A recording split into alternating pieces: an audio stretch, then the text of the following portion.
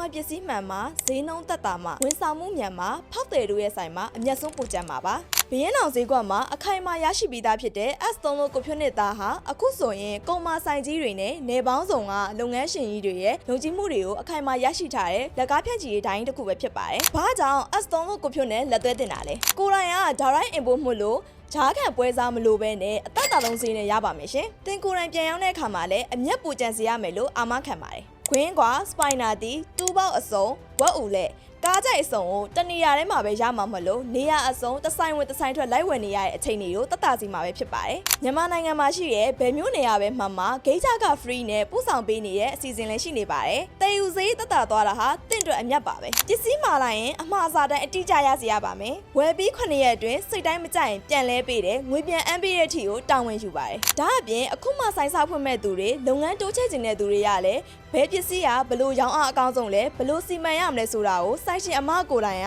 အခမဲ့အကြံပြုပေးနေတဲ့အစီအစဉ်လည်းရှိနေပါသေးတယ်။အခရာတို့စီကနေပြီးတော့ယူရောင်းပြီးလို့အောင်မြင်သွားတဲ့လုပ်ငန်းတွေလည်းတော်တော်များများရှိနေပါပြီ။တင်ဟာအောင်မြင်တဲ့လုပ်ငန်းရှင်တစ်ယောက်ဖြစ်ချင်တယ်ဆိုရင်တော့ S3 လို့ကိုဖြိုးနဲ့အခုပဲလက်တွဲလိုက်ပါလို့ဒီဗီဒီယိုလေးကနေပြောလိုက်ပြစီ။အားလုံးကျေးဇူးတင်ပါတယ်။ S3 လို့ကိုဖြိုးနဲ့တာအခရာပဲဖြစ်ပါတယ်။